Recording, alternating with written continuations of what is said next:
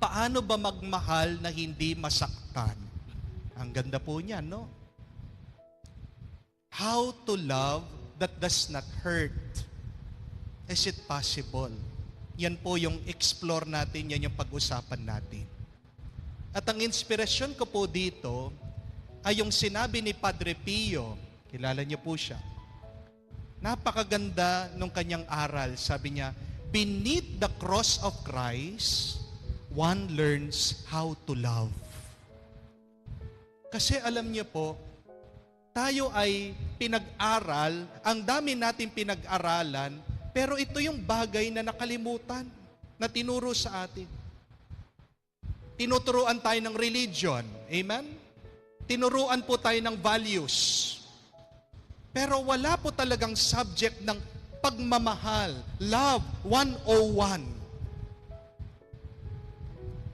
Kaya, ang ganda po nung sinabi ni Padre Pio, beneath the cross, one learns how to love. No? Ito po yung kailangan nyo din tandaan, that the best place to learn love is the cross. The climax, the best example of loving is our Lord in the cross, habang siya'y nakapako. And the best school for love is the church. Tandaan nyo din po yan. Bakit? Kasi, pag tayo ay nagsisimba, pag ikaw ay nagpa-participate sa Santa Misa, ikaw ay bumabalik sa sakripisyo ni Kristo sa Kalbaryo. Yan po yung misa.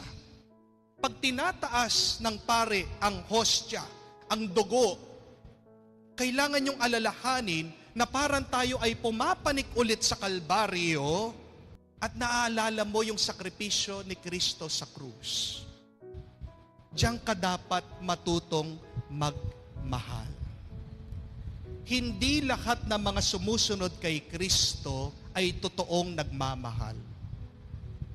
Yung mga alagad ni Kristo, minahal siya. Pero nung panahon na siya'y naghihirap, nasaan po siya? Tumakbo sila. Amen? Ilan po yung natira doon sa paanan ni Kristo? Kanyang ina, Maria, ina ni Cleopas, no? Maria Magdalena, si San Juan. Ang mga nananatili kasama ni Kristo sa kanyang hirap, yan yung mga tunay na nagmamahal kasi sila'y natuto paano ba tunay na mabuhay sa gitna ng ating mga paghihirap at ng mga pagdurusa. Kaya nga po, tandaan nyo ito. Kung gusto mong tunay na magmahal, kung gusto mong matuto palagi paano maging mabuting tao, magsimba ka. Amen? Magsimba ka. Ha? Kailangan ka palagi magsimba. Tingnan niyo po yung mga hindi nagsisimba. Sila yung mga hindi maamin na meron silang ginagawang kasalanan. Sinasabi nila, bakit ako magsisimba? Wala naman ako kasalanan. Pero makikita mo, sila yung puno ng bisyo. Amen? No? Kailangan kang palaging magsimba kung gusto mong matuto. At kailangan mong tignan ang krus ni Kristo dahil tandaan nyo din po ito. Kung ano ang iyong tinitignan, magiging kamukha mo ito.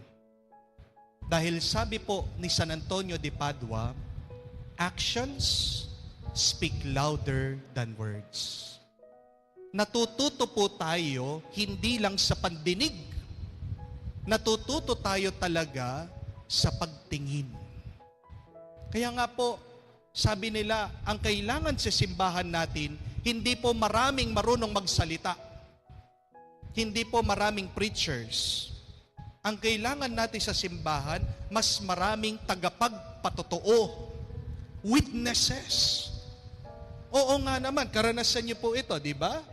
Makikita mo yung pari, nandyan, nangangaral, sasabihin, magpatawad, magmahalan, pero paglabas ni Father, merong nakaaway na nagtatricycle, nakikipagsuntukan.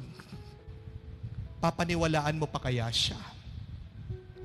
Maniniwala ka pa kaya sa pare pag sinasabi niya, no? umiwas sa bisyo, pero makikita mo siya, hindi niya mabitawan yung kanyang sigarilyo, gabi-gabi nakikipag-inuman. Napakahirap makinig kung alam mo hindi naman niya binubuhay yung kanyang sinasabi. Amen? Kaya nga, mas nakatitig tayo dun sa buhay, dun sa pagpapatotoo kesa dun sa kanyang sinasabi. We need more witnesses than preachers. At yan po yung challenge sa amin, mga pari, na minsan nakakahiyaman sabihin, kayong mga laiko, merong mga iba, pag-share mo sila dito, talagang damang-dama mo yung kanila sinasabi. Kaya nga po, bakit yung aking mga homily sumisikat? Kasi talagang naging very conscious po ako dito na ang unang-una dapat ituro ko sa mga tao, binubuhay ko. Kaya nga sinasabi nila, Father, tagus puso, sabi nila. Kasi makatotohanan. Totoo, makikita mo sa karanasan. So yan yung challenge po sa atin, na pag tayo ay nagsisimba, kailangan mulat ka, na nandyan ka kasi gusto mong lumalim pa ang pagmamahal mo sa Diyos at sa iyong kapwa. Gusto ko pong i-share sa inyo itong storyang ito, ni pagmamahal at kahibangan, madness. Di ba meron pong kasabihan na pag ikaw ay nagmahal, nasisira ang ulo mo. When you love, you fall madly in love. Na minsan daw po merong isang babae, isang lalaki. Yung lalaki, ang pangalan po niya ay si Madness, kahibangan, sira ang ulo. Lalaki eh. Pero itong babae, ang pangalan naman po niya ay si Love, pagmamahal. Bata pa lang po, naglaro itong dalawa, taguan. So, una po, taya itong babae, itong si pagmamahal. Nagtago daw siya doon sa garden, no? Habang ito naman po, si kahibangan, Madness, nakapikit, nagbibilang, 10, 9, 8, 7. Pagkatapos siya magbilang, hinanap na niya. Hanap na siya ng hanap doon sa hardin, hinahanap niya yung kalaro niya, magpi-15 minutes na po, ang init-init, hindi pa niya makita. Kaya frustrated, bigo, galit na galit, nang gigigil, anong ginawa niya? Nakakita daw po siya ng pat-pat stick at napagdiskitahan niya yung pong isang halaman doon, nakita niya. Pinagtutusok niya, pinagpapalo niya, sa galit niya, hindi po niya alam, doon pala nagtatago itong kalaro niya, itong si Love, yung pagmamahal. Sa pagpapalo niya, nagkaroon ng pasa. Sa pagtutusok niya, natusok po niya yung mga mata niya, nabulag. Narinig niya umiiyak yung kalaro niya. Pagkakita niya doon sa halaman, nandun siya, duguan yung mata. Napakasakit, nasaktan po siya na dahil sa kanya, nabulag niya yung kalaro niya. Pero, nangako po siya. Sabi niya, na mag-umpisa ngayon, yung aking mata, magiging mata mo. Kaya lumaki po sila, nagpakasal sila. Yan po yung dahilan bakit sinasabi natin, pag ikaw ay nagmamahal, hindi mo tinitignan sa iyong mga mata ang iyong minamahal. Pag ikaw ay nagmamahal, ikaw ay bulag. Love is blind, sabi po nila. Pag ikaw ay nagmamahal, minsan hindi mo ginagamit ang iyong isip. Ang ganda po, no? Pero ang katotohanan, ito po, na napakahirap po ng nagmamahal. Amen? Napakahirap po ng nagmamahal. Yan yung makikita nating simbolo kay Kristo nakapako sa krus. Paano ba natin gagawing mas madali ang ating pagmamahal? Hindi ko po alam, kilala niyo ba to? Nanonood po kayong TV? Si Tony Gonzaga. Doon po sa vlog niya sa internet, sa interview, may sinabi siya, if it hurts, that is not love, sabi po niya. Pag ikaw ay nasasaktan, hindi yan pagmamahal, hindi yan pag-ibig. Ang dami pong reaksyon. May nagsasabi, mali siya. May nagsasabi, tama siya.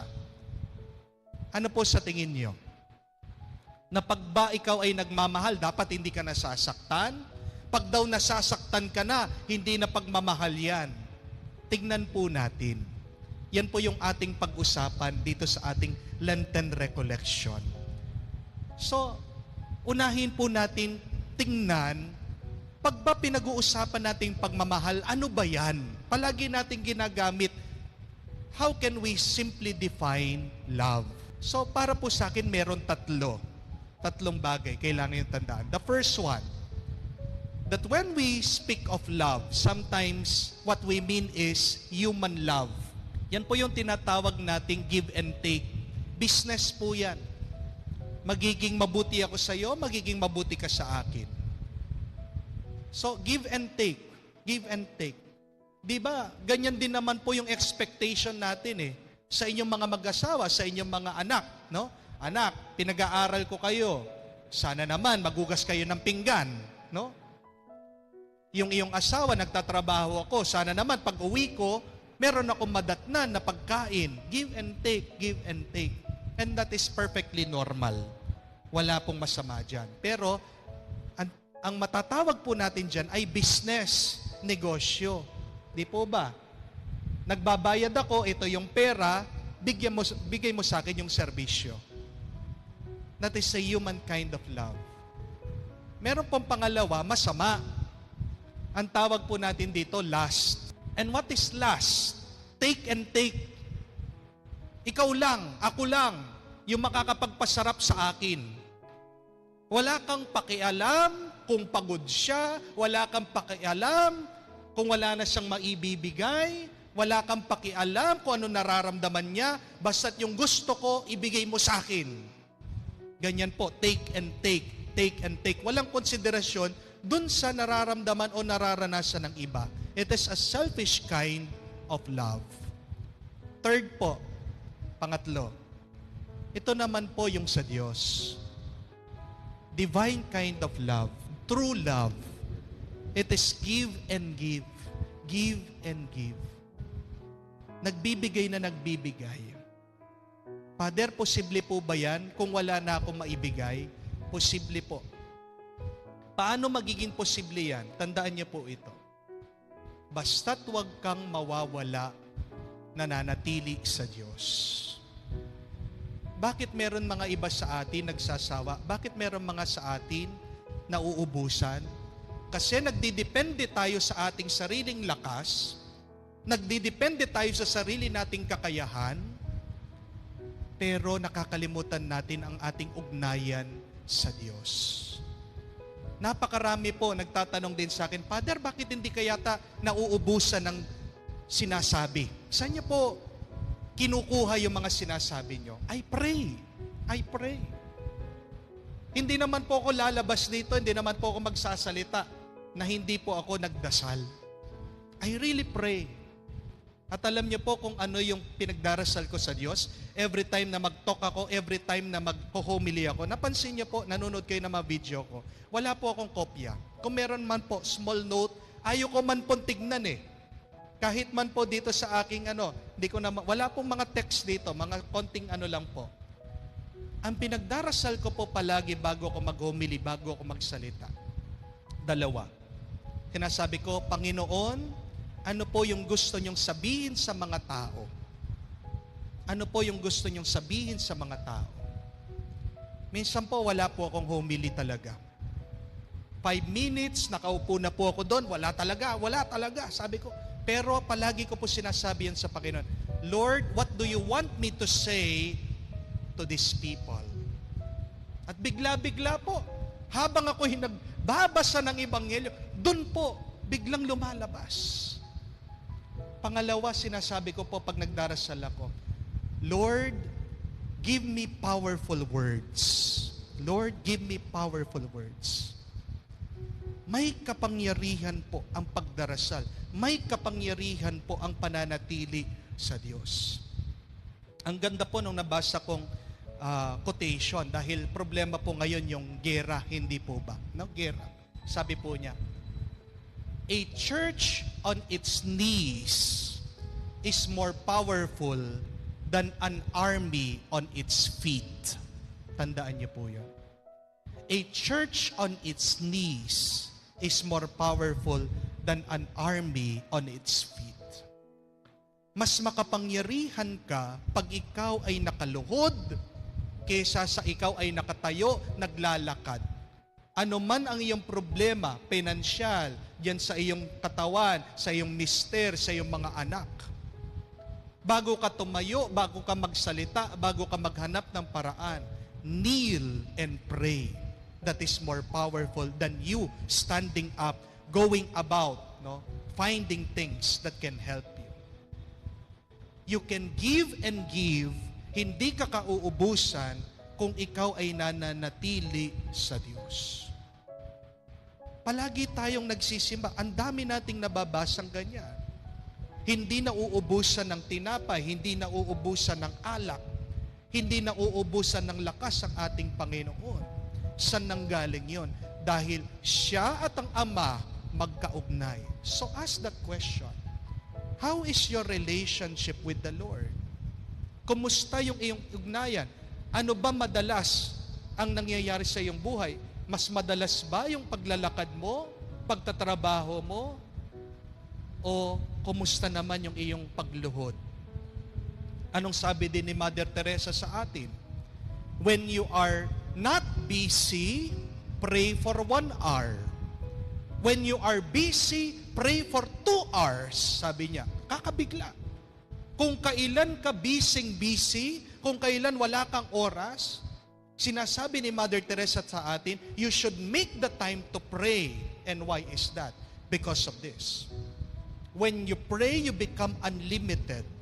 When you pray, you have abundance. Sobra-sobra. That is possible to give and give if you remain with God. Ang ating pong Panginoon, ayaw po niya yung ganyang klaseng pagmamahal, business. Ayaw naman niya sa last, Pero ito, ayaw din po niya ito. Business kind of love. Yung mga Pariseo, yung mga pari sa templo, naniningil. Kailangan nila ng pera, kailangan daw ng sakripisyo. Sige, bibigyan ka ng kalapati, bibigyan ka ng tupa, para ikaw makapagsakripisyo, para ikaw ay makapagdasal. Nagalit ang ating Panginoon, pinagtataboy yung mga tao. Kasi sinasabi niya, ganyan ba ang ating Diyos? Na kailangan mo ba ng bayad para magdasal? Minsan, ganyan din po yung tingin natin sa Diyos, hindi po ba? Business kind of transaction. Oh Lord, magna 9 days novena ako. Dapat pagkatapos nun, grant na yung wish ko. Oh Lord, bawat Thursday, bawat Sabado, pupunta ako sa shrine, for the whole year. Diba? Tapos, pag hindi ginrant ni Lord, pag hindi binigay ng Diyos yung ating hinihiling, sino yung masakit na loob? Tayo. Tinasabi natin, nag 9 days novena ako, nagro-rosary ako palagi. Pero bakit hindi binigay ng Diyos? Because the Lord is teaching you, that is not the kind of love that I want. Porket ba may pinakita kang mabuti, kailangan maging mabuti ako sa iyo?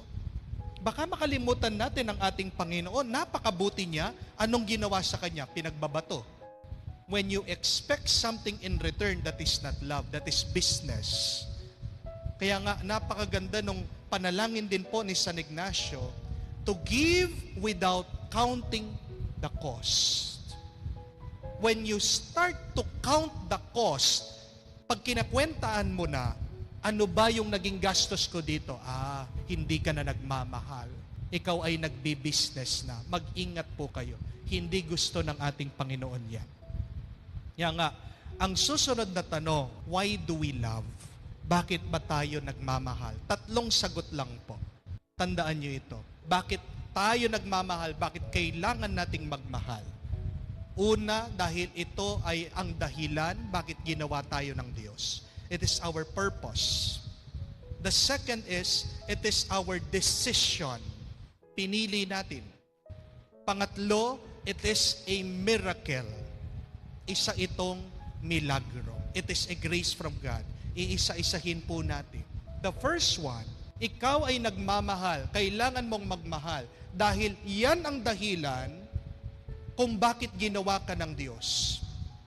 God created you because God loves you. And we love because He loves us first.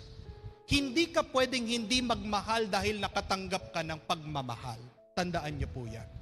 Kahit na nakakatanggap ka ng mga panlalait sa ibang tao, paninira sa ibang tao, tandahan mo, hindi tumitigil ang pagmamahal ng Diyos. Pabayaan mo yung mga taong mapaglait. Pabayaan mo yung mga taong mapagchismis. Pabayaan mo yung mga taong yan, negatibo, no? Mga nega. Bakit ganyan sila? Kasi nakatanggap din sila ng ganyan sa ibang tao. Tandaan niyo po yun. Huwag mo sasabihin na, ang bait-bait ko naman. Huwag mo sasabihin na, I am a faithful wife. Why did my husband betray me? Pinagtaksilan ako, naghanap ng ibang babae. Do not say that. Because what we give, we have already received. Hindi ka makakapagbigay ng isang bagay na wala sa iyo. May kakilala po ako. May kakilala ko. Hindi ko lang sasabihin. Baka mahalata ako. Kasi nagtataka yung kanyang misis. Bakit yung kanyang asawa, babaero? Tinanong ko yung history. Nakita ko, yung kanyang ama ay babaero din. Babaero siya dahil naranasan niya sa kanyang ama, babaero din. Yun yung ibig sabihin na you cannot give what you did not receive. That is applicable from good and bad. Yung mga naninira dahil siniraan. No? Bayolente, nag-aabuso dahil inabuso. Amen? Ganyan din sa kabutihan. Makakakita ka ng pamilya, napakabuti, mapagmahal, because they have received that. So we have to remember that why we love, because God loves us first. Kung hindi mo man maranasan yan sa ibang tao, again, sabi ko, bumalik ka sa simbahan, magsimba ka, manatili ka sa simbahan, magdasal ka, you will receive that love once again. Para mas maintindihan niyo po, para po sa akin ang pagmamahal parang treadmill. Bakit nasabi ko po? Konting kwento lang po. Nung pagka-ordain ko po ng pari, ako ay nagtimbang. I blew up 190 pounds. Taba ko po. Naging giant ako. Kasi po ang mga kapangpangan, mahal na mahal kami mga pari. Sa sobrang pagmamahal po nila sa aming mga pari, pinapatay kami sa pagkain. Pag sinabi mong pari sa Pampanga, may kasabihan, ang pari siyang hari. Binibigay po lahat. Kakainin na lang po nila, ibibigay pa sa pari. Ha? Meron pong ganyan. Kahit na mahirap, tilapia na lang po, hinanda sa pari. Hindi po nila sinasabi doon sa pari na yun lang yung ulam nila. Kinain naman ng pari, kasama yung mga sakristan nila. Yun pala, nakatingin yung anak. Nung binaliktad na, bigla sumigaw yung bata, Nay, binaliktad na! Hinihintay pala na yun lang yung kainin ng pari kasi wala na silang ibang makakain So, ganyan po. Talagang bibigay sa amin, pinapabusog kami. Pag konti lang po yung kinakain naming pari, galit pa sila. Ay, hindi gusto ni Father yung ulam, sabi nila. Kaya, yan po yung naging epekto sa akin. Valedictorian po ako sa lahat ng mga blood chem ko, no? SGPT, SGOT, cholesterol, diabetes, no? Yung sugar ko, ang taas po. Hanggang ngayon. Kaya nga po, salamat sa Diyos, after 1 week, kalalakad ko lang po. Pinakain po kasi ako ng tokwa at saka dinuguan. Paborito ko po yung mga laman loob. Anyway, ang taba-taba ko po, meron po kaming nagla-blood chem, na-depress po ako. Dahil lang dati po, sexy ako no? Dancer pa po ako. Oh? Tapos all of a sudden po ngayon, ang taba-taba ko na, talagang hinahabol kong aking hininga. Nakita po ako nung kaibigan kong pare, sabi niya, anong problema? Pads, ang taas na ng mga 28 years old pa lang ako. Meron na ako fatty liver, mataas na presyon ko, cholesterol, etc. Sabi niya, nurse po yung pare dati. Sabi niya, simple lang yan, mag-exercise ka, sabi niya. So, bumili po ako ng treadmill para habang nandun ako sa kumbento, naglalakad ako, doon ako, no, hindi ako lalabas, no. the treadmill. E ang problema naman po, dahil sa dami ng trabaho, minsan hindi mo naman magagamit. So, anong pangkwenta? Ang nangyari, ginamit ko lang ilang linggo, hindi ko na ginagamit, ngayon kailangan ko na namang gamitin, sinindihan ko, hindi na gumagana. Puno na po ng kalawang, puno na ng alikabok. Pero isipin niyo po ito, no? Bakit ba nila ginawa yung treadmill? Para sa mga taong gustong pumayat, para sa mga taong gustong maging healthy. Kung hindi mo gagamitin ang treadmill, ano pa ang silbi ng treadmill? Hindi naman pwedeng dekorasyon yan. Hindi naman pwedeng higaan yan. Hindi po ba? Pero kung ilalagay mo yung sarili mo, put yourself in the place of the treadmill, ano mararamdaman mo? Masakit din ang maging isang treadmill. Ano bang karanasan ng treadmill? Inaapakan ka, tinatakbuhan ka, ginagamit ka. Pagkatapos kang pinagpawisan at dinumihan, iiwanan ka. Ang sakit. Hindi po ba? Pero yun nga ang tanong. Kung hindi ka naman aapakan, hindi ka tatakbuhan, hindi ka gagamitin, para saan ka pa? Di ba po ganyan din ang ating buhay? Sometimes we feel that we are being used in our love.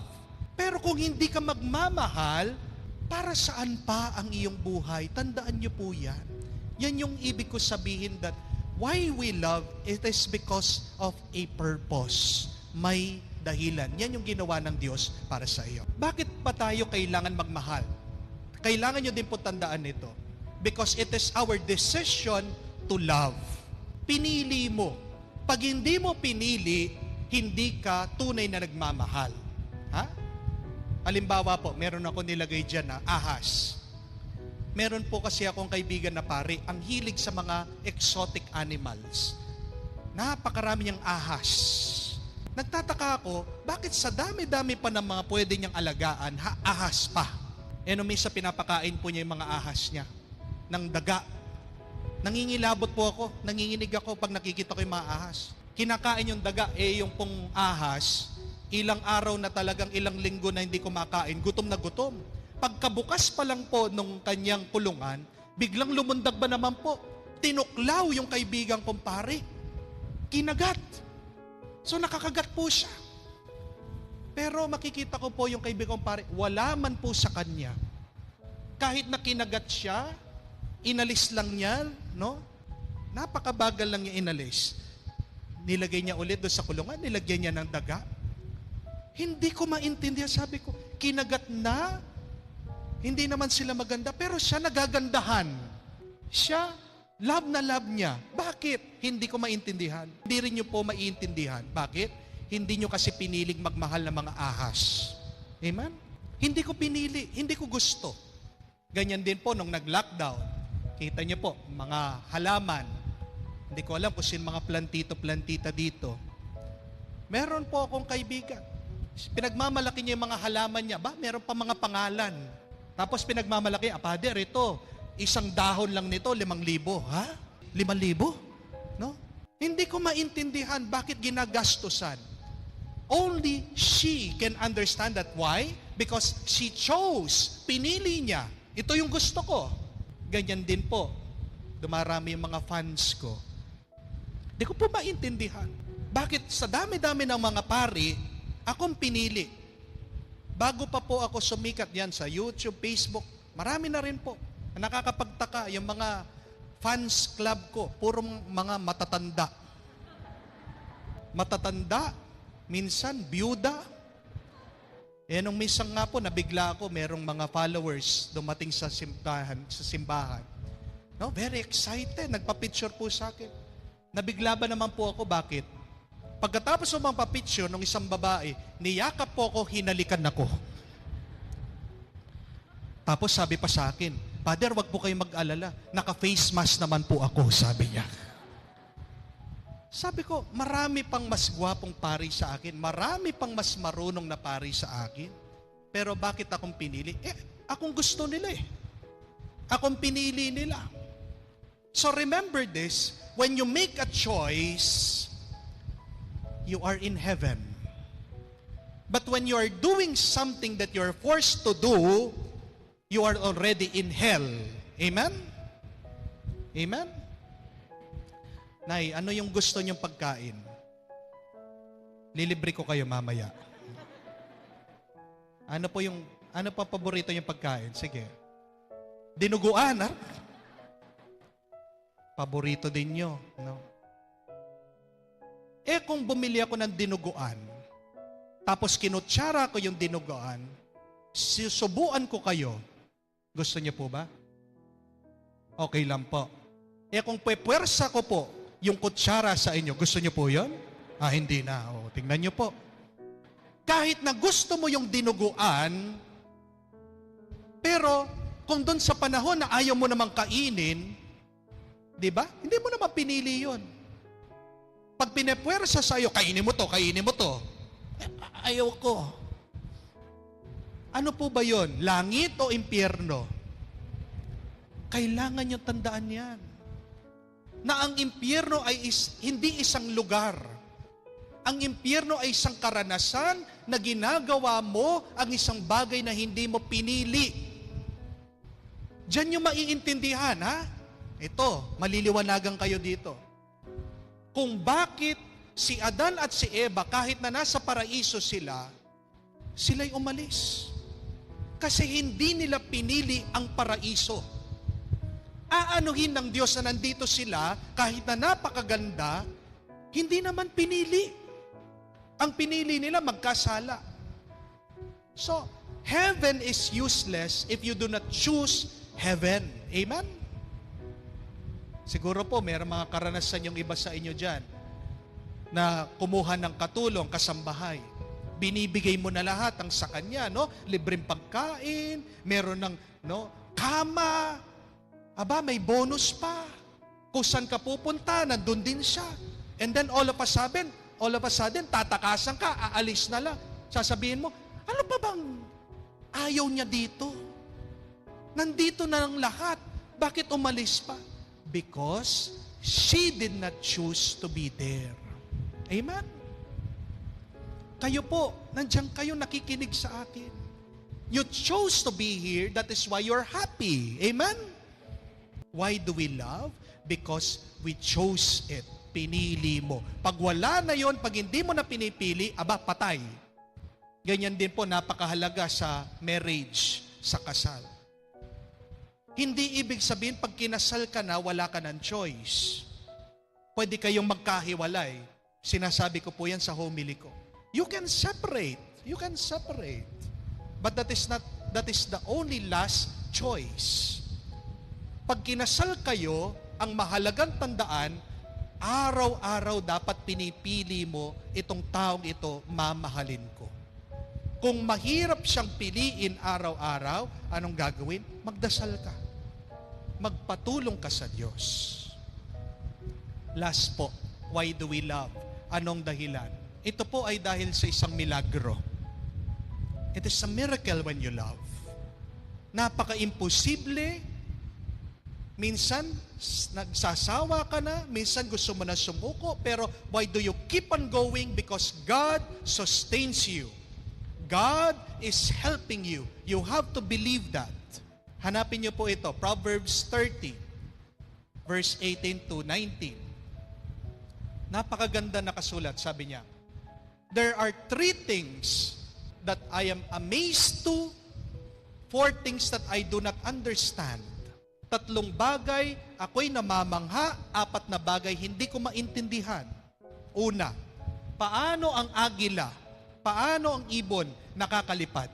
Pangalawa, hindi ko maintindihan, namamangha ako, paano ang ahas nakakaakyat ng puno walang paa? Di ba nakakamangha po yun? Napakadulas pero nakakaakyat ng puno. Pangatlo, paano ang barko, paano ang bangka nakakalutang sa tubig kahit na napakabigat? Paano ito nakakapaglayag sa dagat? O nga naman, ang bigat-bigat pero ito'y lumulutang. Pero pang-4, ito sabi niya, hindi ko maintindihan at ako'y namamangha pag makakakita ako ng isang lalaki, minamahal ang isang babae. Dahil alam naman natin ang mga lalaki magkaiba sa mga babae. Napakarami natin pagkakaiba, tayo po mga lalaki sa mga babae. Pero bakit yung magkaiba nagiging isa? Bakit yung magkaiba nagkakaintindihan? Because it is a miracle. It is a miracle. Kung gusto mo maging masaya, hingin mo yan sa Diyos. Lord, create a miracle in our relationship. Always. Give us the grace. Always. No? Ibibigay ng Diyos yan. When you love, despite of the differences, you are running in a miracle. You are already running in a miracle. Tandaan niyo po yan. So, bakit nagmamahal ka kahit na napakasakit minsan? Yan ay milagro ng Diyos. Yan ay grasya ng Diyos. Susunod, maganda din pong itanong, sagutin natin. Kung merong dahilan bakit tayo nagmamahal, bakit naman, Pader? Dapat tayo'y masaktan. Dapat ba tayong masaktan? Intindihin po natin ito. Unawain natin ito. Meron pong pagkakaiba. So, ang pain and suffering. Magkaiba po yan. Iba ang sakit sa pagdurusa. Hindi ibig sabihin ikaw ay nasasaktan, ikaw ay nagdurusa. Amen? Hindi lahat ng mga nagdurusa nasasaktan. It does not mean that you have pain, that you are suffering. Sometimes there are people suffering without pain. Anong ibig ko sabihin? When you talk about pain, sakit, hindi mo maiiwasan yan. Parte ng buhay natin yan kasi meron kang katawan. Habang meron kang katawan, meron kang mga senses, nararamdaman mo yan. Alam natin yung sakit ng init. Alam natin yung sakit ng sakit. Pag dumaan yung tricycle, nasagasaan yung iyong paa, anong sasabihin mo? Salamat. Aray! Ang sakit! Sasabihin mo, di ka naman magpapasalamat, ha? Sasabihin mo ba, ay salamat sa Diyos sa sagasaan ako. Masakit. Bakit masakit? May paa ka. Huwag kang magre-reklamo. Kung gusto mong walang sakit, dapat wala kang katawan. Kaya mag-ingat kayo. Huwag po kayong magdarasal sa Diyos, Lord, alisin mong sakit. Anong talagang pinagdarasal mo yon? Lord, kunin mo na ako. No? Huwag. Kaya nga, anong sabi ni San Agustin? Pray not that God remove your cross, but pray to have strong arms, strong shoulders to carry your cross. Dahil nga pag pinagdasal mo, alisin mo yung mga sakit. O sige, kukunin na kita. Ay, hindi po. Ang magandang dasal, palakasin mo ako, Panginoon. Matiis ko ang aking mga sakit. Amen? Suffering, yan ay ang masama. Kasi pag sinabi mong pagdurusa, hindi yan gawa ng Diyos. Gawa mo yan. Gawa mo yan. Yan ay gawa ng iyong isip. Ang ibig sabihin ng pagdurusa ay, wala ng sakit, pero pinapanatili mo pa rin yung sakit sa iyo. Lumipas na yung sakit, pero para sa iyo nandyan pa rin. Suffering is you allowing the pain to remain. Naintindihan niyo po ba? Minsan wala naman talaga, pero gumagawa ka ng sarili mong kwento sa isip mo. Nakita mo lang yung mga kakumare mo nagtatawanan. Ano sasabihin mo? Pinagtatawanan ako. Ang sakit. Meron mga ibang misis, nakikita yung kanilang mga mister, nanunood ng TikTok. Talaga pong ganyan. Minsan may mga malalaswa. Nakikita, nakabra, nakapanty. Pinagpalit ako ng aking asawa. Nanunood lang. Minsan tayong gumagawa ng ating pagdurusa. Kaya nga, ang ibig ko po sabihin, paano ba magmahal na hindi nasasaktan? Masasaktan ka, pero sana walang pagdurusa. Paano natin ma-avoid? Paano natin maiiwasan yon? 3 bagay po. Tandaan niyo po ito. Una, focus not on your expectation. Ikaw ay nagdurusa sa iyong pagmamahal, pag ikaw ay nakatuon dun sa mga gusto mong mangyari sa iyong buhay, hinahanap mo yan sa ibang tao. No? If you want to lighten your load, if you want to make your life happy, remove your expectation, accept life for what it is. Because life will never go as you wish. Amen? Kailangan mong itanim sa isip mo yan. Hindi lahat ng mga tinatanim mo ay aanihin mo. Kung paano narinig po natin yan sa talimhaga. Ang magsasaka, nagsabog ng mga binhi, hindi naman lahat ng kanyang tanim namunga. Di po ba? Pero wala sa kanya yun. Sana ganyan din po sa atin. Huwag kang mai-stress. Huwag mong guguluhin ang isip mo. Kaya nahihirapan ka, kaya nagdurusa ka, dahil meron kang mga expectation. Tanong mo sa sarili mo, ano yung mga expectation mo? People change. People change. Write that. No? Nagbabago ang lahat. Pero dahil pinili mo siya, ano man ang pagbabago niya, matatanggap mo siya. Amen? Kahit naman po ang ahas, di ba? Naglulupi. Ang tao, ganyan din po habang tumatanda. Pero tandaan mo yun, napakahalagang sangkap ng pagmamahal, pagpili. Pagpili. Susunod po. Ang tanong ko lang is, what are your expectations from your family? Yan yung pinagmumulan ng maraming away. No? Meron kang expectation. Gusto mo na sinusustentuhan ka. Gusto mo mabait siya. Gusto mo na inuunawa ka niya. No? So marami yan. Makakagawa po kayo na listahan dyan. Isulat nyo, pero sana wag nyo naman pong gawin tanikala para sa inyong mga minamahal. Next po, bakit tayo nagdurusa pag tayo nagmamahal? Pangalawang dahilan, dahil nagfo-focus tayo sa ating mga sarili. When you are selfish, when you focus on yourself, when you want only to take and not give and give, I tell you, you will suffer. You will suffer. Share ko lang po ito. Paborito ko po ito nung bata ako, itong sesto. Nung pong Mayo, ako po ay kinuha nung maliit po akong bata na mag-Santa Cruzan. Ako po si Haring Constantino. Ako po ay magiging escort ng Reyna Helena. So, ako po ay sinuotan ng barong ng aking nanay. Napakainit. Sabi ko sa kanya, gusto ko ng sesto. Nakita ko po, meron kasi sa rep namin. Pero ang aking nanay, sabi niya, hindi. Magpa-picture ka muna. Wala pa po yung nagpipicture. Habang hindi nakatingin ng aking nanay, ako po ay patago, kumuha ng sesto. At nagtago po ako sa kwarto namin. Napakadilim para hindi ako makita ng aking ina. So habang madilim, kinuha ko yung straw, no? Binubutasan ko yung sesto, at dahil madilim at madulas yung pong sesto, ito'y dumulas.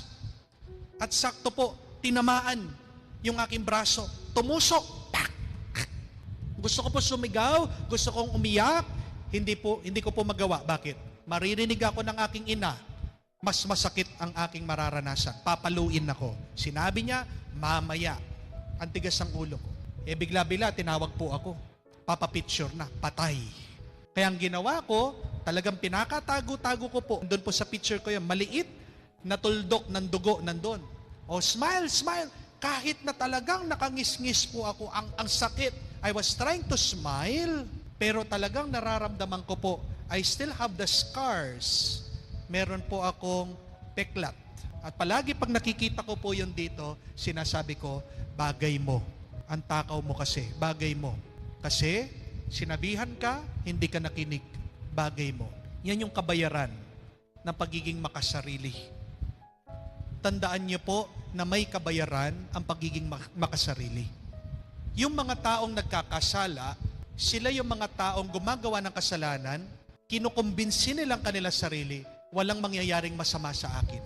Nagtatago na merong karelasyon, sinasabi, hindi naman ako mahuhuli. Pag nakonfrontahan na, naririnig ko, hindi na po namin mapigilan. Pinagpatuloy namin, bahala na ang Diyos. At talagang bahala ng Diyos. So tandaan niyo po yan, when you sin, sometimes the sinner believes they can go sinning without punishment. But no. So, stop focusing on yourself, focus more on your loved one, makikita niyo po, mawawala yung iyong pagdurusa. Magdurusa tayo sa pagmamahal kung naghahanap tayo ng pleasure and enjoyment. Pleasure and enjoyment.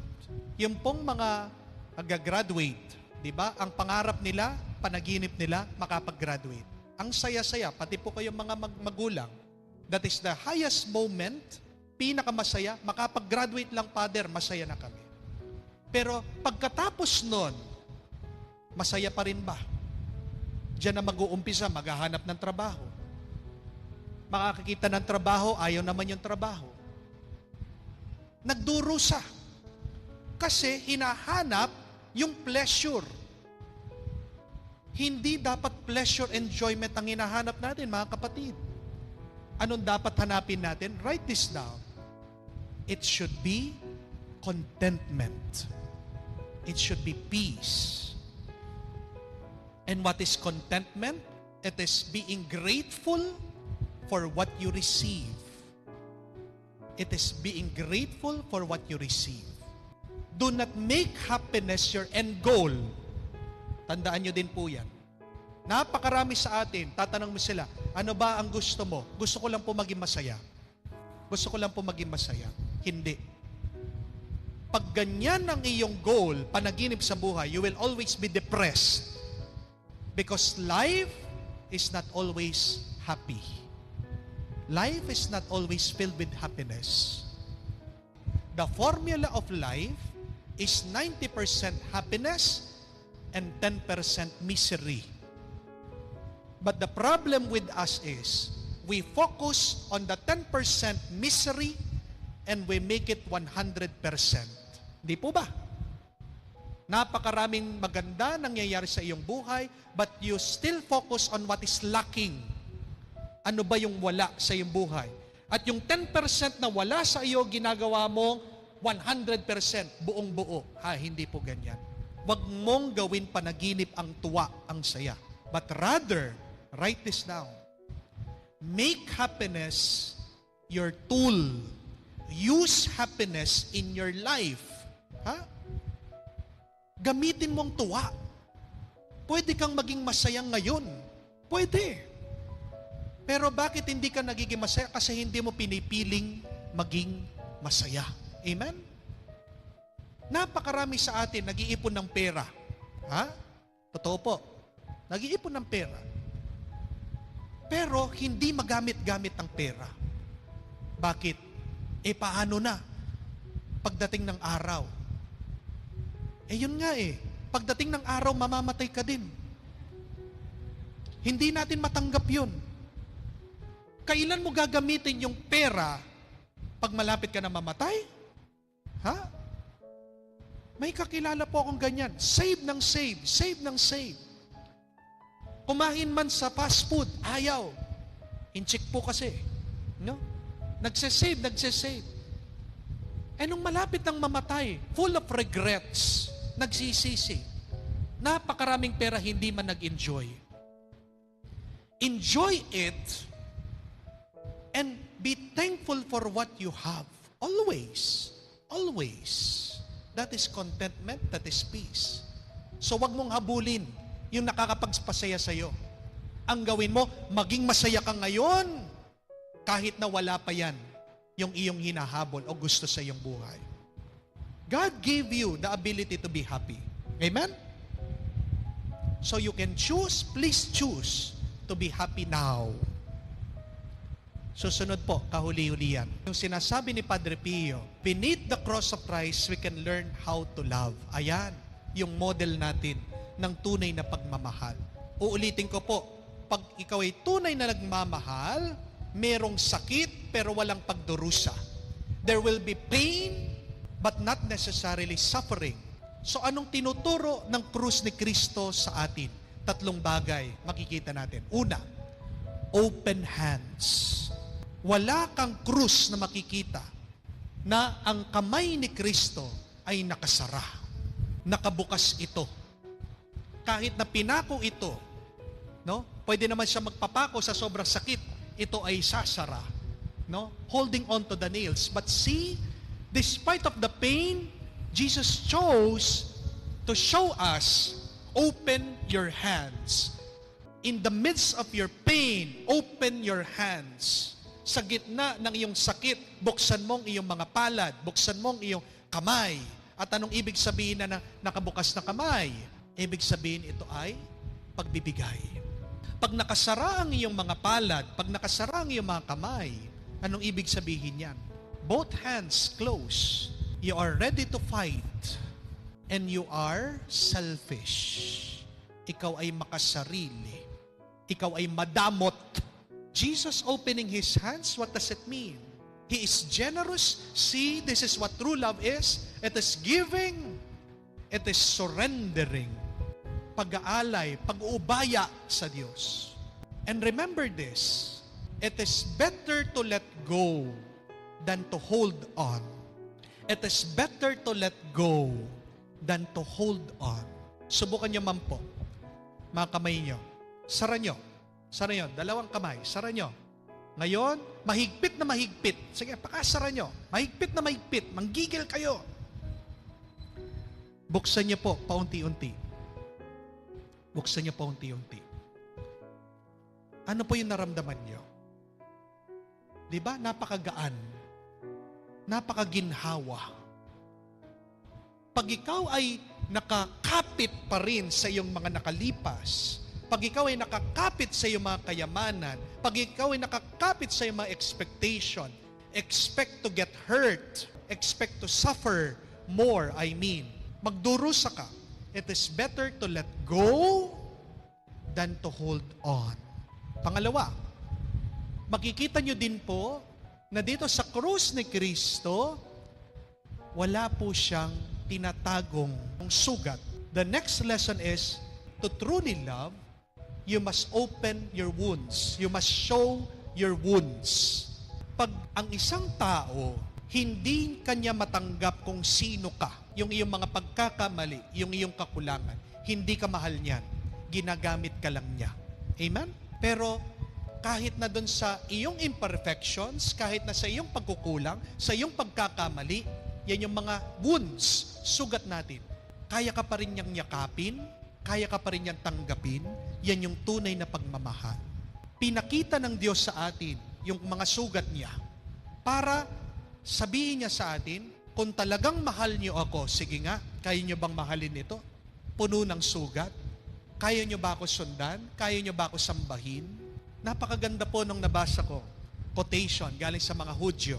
Sabi po niya, because God cannot be everywhere at once, God created mothers. Ang pagmamahal ng Diyos, unang-una mararamdaman mo sa ina. Because only a mother can accept the children no matter what the children will become. Kahit na nasasaktan ka sa mga choices, sa mga pinili ng iyong mga anak, bandang huli, tatanggapin at tatanggapin mo sila. Amen? So, subukan niyo po yan. Pakita mo yung worst mo, tingnan mo kung matatanggap ka pa rin. Wag naman po yung palagi. Iba naman po yung ibig sabihin nun. Pakita mo lang, sandali. Kasi pagkatapos po masaktan ng ating Panginoon, di ba? Muli naman siyang nabuhay. Meron pa rin, pero hindi naman lahat. Di ba? Meron siyang sugat sa kanyang ulo nung pinatong yung corona, no, ng tinik. Pero ang sinasabi nung muling nabuhay ang ating Panginoon, meron pa ring sugat dito sa side, dito sa kamay niya. Pero wala na yung sugat ng koronang tinik.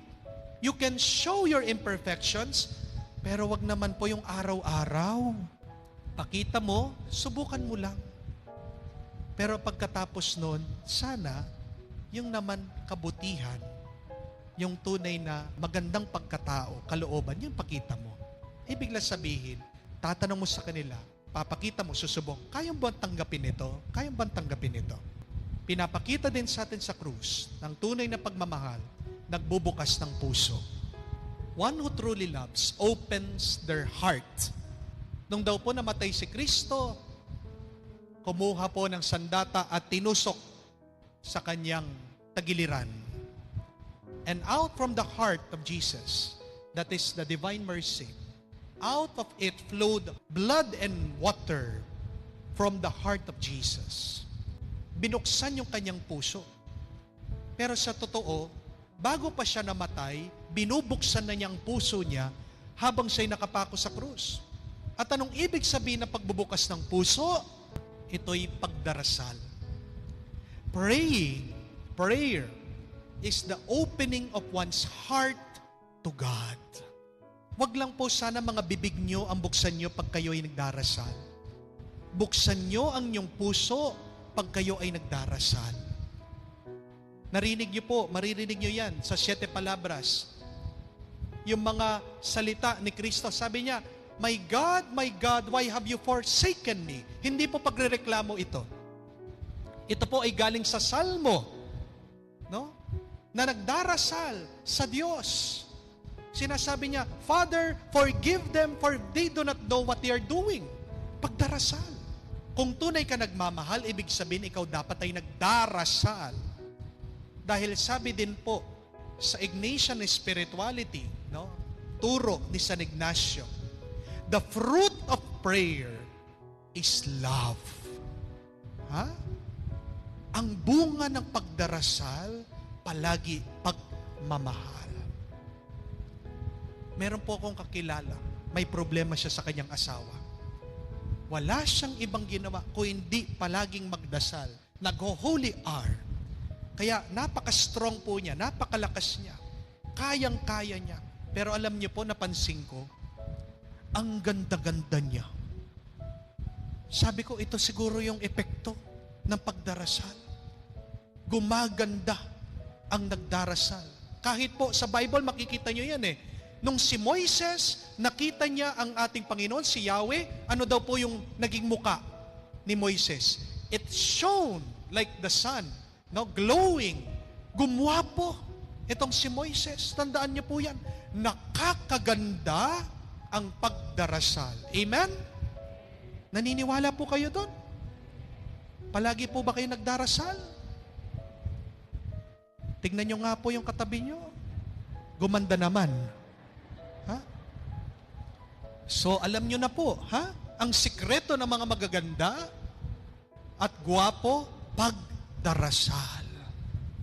Pag hindi ka gumaganda, pag hindi ka gumagwapo, kahit na nagdarasal ka, baka mali yung iyong pinagdarasal. Totoo po kasi kahit na si Mother Teresa, sabi nila, when you see Mother Teresa is glowing. Glowing.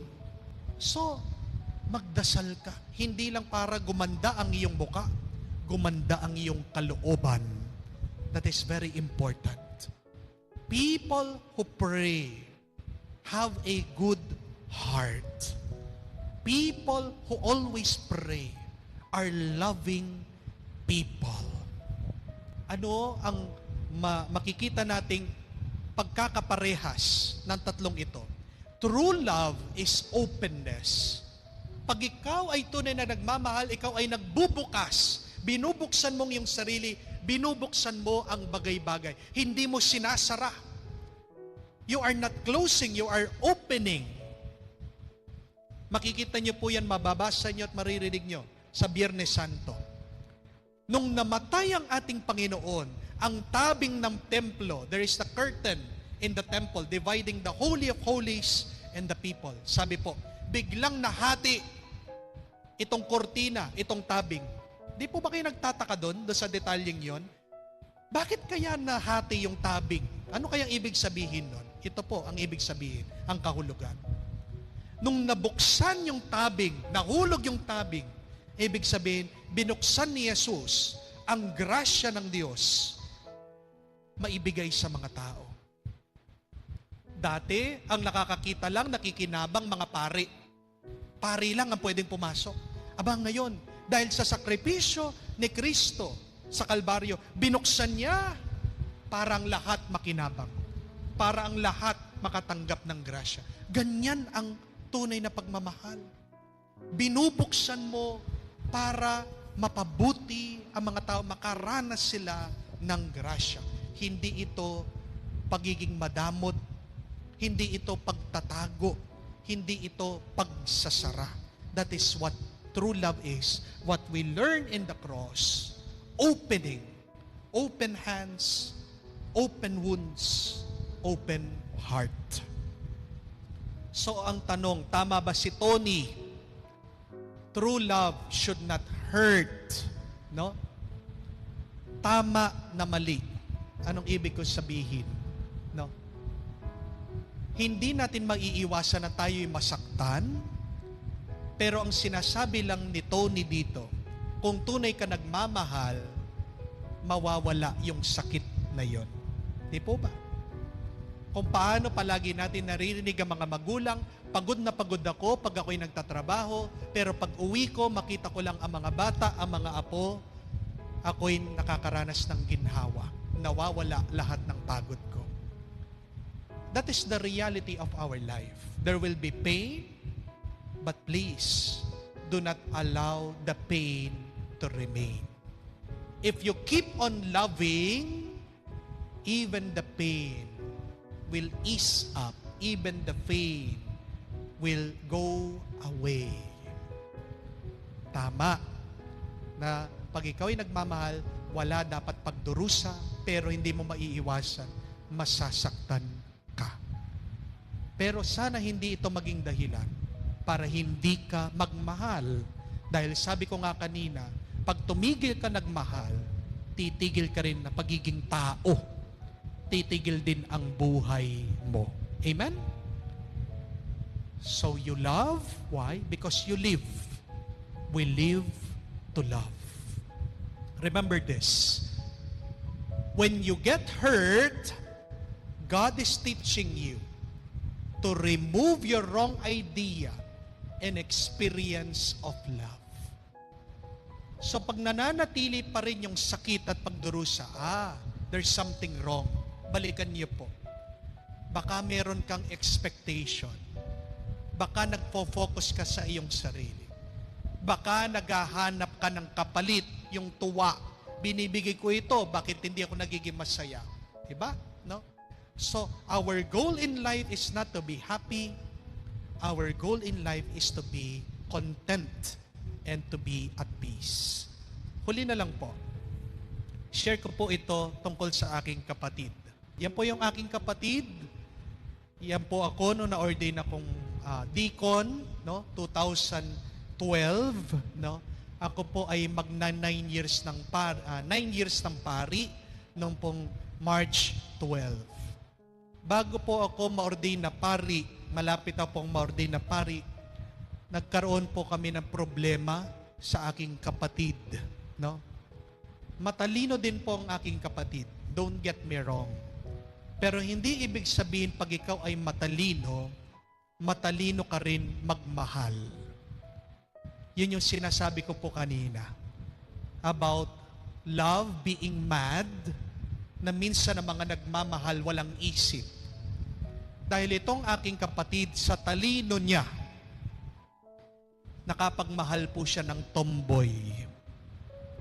Nagkaroon po siya ng homosexual relationship. At magsamula po, nung nagkaroon siya ng ganitong relasyon, nag-iba po yung ugali ng aking kapatid. Naging rebelde siya. Binabawalan siya ng aking mga magulang. Minsan siya itatakas, mawawala na lang sa bahay, hinahanap nila sa kalsada. Pag nakita nila, pag uwi, kinakausap, nagte-threaten po siyang mag-suicide. Minsan, napakahirap. May mga pagkakataon na inuumpog po niya yung kanyang ulo sa pader, no? Para maipilit lang po niya yung gusto niya. That is how hard-headed my sister is. Ayaw po niyang pakialaman siya, no? At gusto po niyang tumira yung kanyang karelasyon doon sa amin. Wala pong magawa yung aking magulang. Inuwi po niya, tumira po doon sa aming bahay, no? Yung aking kapatid, kasama niya yung kanyang nakaluguyo, yung kanyang karelasyon na tomboy. Mag-umpisa po nung tumira yung tomboy sa aming bahay, napakarami po dumagdag na problema. Nadagdagan ang aming mga problema. Nawawala yung mga gamit sa bahay, nawawala yung pera. Sino pang paghihinalaan namin? No? Dahil wala pong pera, yun din pong tomboy na yun. No? kinakausap ko po siya, pinapagalitan ko siya, sinesermonan ko siya, sinasabi ko sa kanya, hindi ka ba nahihiya sa akin? Hindi ka ba nahihiya sa mga tao? Ako, speaker ako seminarist ako, nagtotok ako, no? Nagsasalita ako sa harap ng mga tao, meron ako mga taong napapagbago, ikaw mismong kapatid ko, hindi ko mapagbago. Napakasakit para sa akin yun. Hindi ko matanggap yun, sabi ko. Yung mismong kapatid ko, siya pa yung pasaway. Mismong kapatid ko, siya pa yung rebelde. Na dapat pamilya tayo na halimbawa, ehemplo.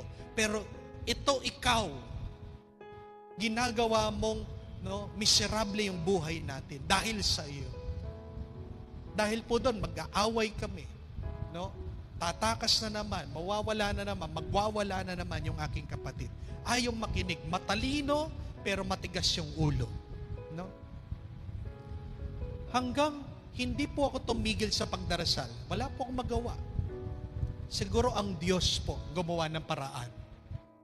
Kahit na Dean's Lister siya, kahit na mataas ang grado niya, may nangyari po sa eskwela. Pinag-initan siya ng kanyang mga teacher, no? At dahil po dito, napaalis siya sa eskwela. Di namin maintindihan. Maybe that was God's hand, no?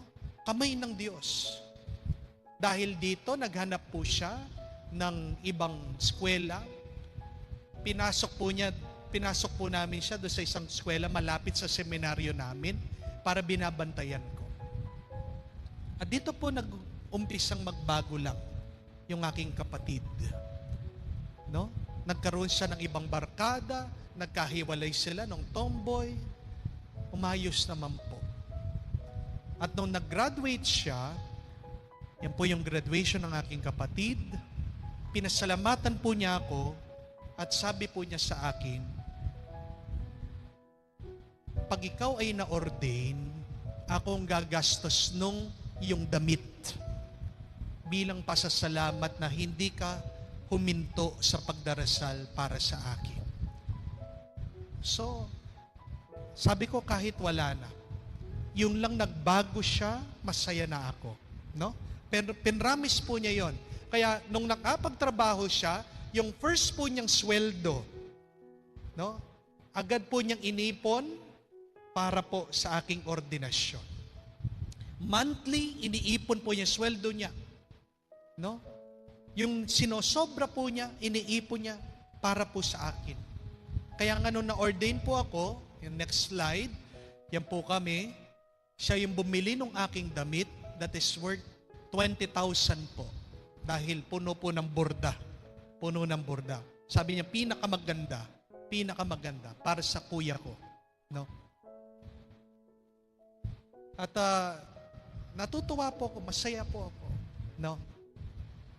Nung una lang, nagtataka ako, sabi ko, bakit kahit anong sabihin ko sa kanya, hindi siya nagbabago? Bakit biglang nagbago? Kasi, kung babalikan niyo po yung sinabi ko, kasi, ginagawa ko yon yung pagsasermon ko, pagsasalita ko sa kanya, hindi naman para sa kanya, para sa akin. Kasi yung image ko di po ba? So, ang iniisip ko pa rin ako, hindi naman siya. So parang tinuruan ako ng Diyos, hindi ganyan. Kung magbabago siya dahil sa pagmamahal mo sa Kanya, hindi dahil sa iyo, dahil gusto mong pamuka sa mga tao na magaling kang magsalita. No? Nagbago po.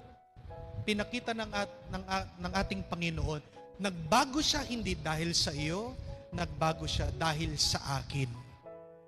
Dahil sa iyong pagdarasal. Ang problema po, pagkatapos ko ma-ordain, binulungan ako ng aking kapatid. Sabi niya, pag ako naman ang mag-asawa, sabi niya, ano? Damit din. Anong damit? Yung aking gown. Sige, sabi ko naman ganyan. Nag-ipon po ako. Nung sinisingil na ako ng aking kapatid, yan yung damit niya, magkano? Ito na yung 20,000. 100,000. Sabi, 100,000! Pero wala po sa akin yon. No. Dahil sabi ko nga, the mere fact that she changed, walang katumbas na kayamanan yun. Walang katumbas na kayamanan. Amen? No? At salamat sa Diyos, hindi po ako tumigil sa pagdarasal sa Kanya dahil ito po yung bunga. Next slide. Ito po yung aking mga pamangkin. Masaya na po siya. No? Dalawang makukulit kong pamangkin. Kung sumuko kami sa Kanya, sumuko ako sa Kanya, wala sana itong Kanyang maganda at mabuting pamilya. At dahil doon sa Kanyang naranasan, alam din niya kung paano ngayon maging mabuting ina. Amen? Minsan kailangan mong dumaan sa mga problema para maging mabuti ka. That's simple. It's a very simple idea. You have to undergo the problem. You have to feel the pain in order for you to become good. No? Alam mo na yung masama, ngayon, hindi mo na babalikan iyon. Amen? Kaya, ito po yung last realization ko. True love is, pakatandaan niyo po, a love that does not surrender until the last breath. Habang may hininga ka, huwag ka sumuko, magmahal, lumaban. Pero doon sa huling hininga mo, a true love is one that surrenders to God. Diba? Into your hands, O Lord, I commend my spirit, sabi ng ating Panginoon. And true love is a love that experience pain but never suffering. Pain but never suffering. Sandali lang yung sakit na yan, tandaan mo. Nung pinako ang ating Panginoon, 12 o'clock, di ba? Namatay siya nung oras? 3 o'clock. The hour of the divine mercy. No? 2 oras lang. Konti lang yan. Sabihin mo, pag nasasakta ka, sandali lang ito. Lilipas din ito. Pero pag wala na, nananatili pa, nagdurusa ka na. You are suffering. Do not allow the pain to remain. And lastly, true love is a love that will go through hell so that the loved one will reach heaven. Ang ganda po niyan. Ang ating Panginoon bumaba sa impyerno, nakaranas ng impyerno. Di ba? No? Pero ginawa niya yon para sa kanyang minamahal sa atin lahat para makarating tayo sa langit. So my dear friends, kung ikaw ay dumadaan ngayon sa impyerno, dumaan ka lang. Dumaan ka lang. Keep on moving until you reach heaven. Amen?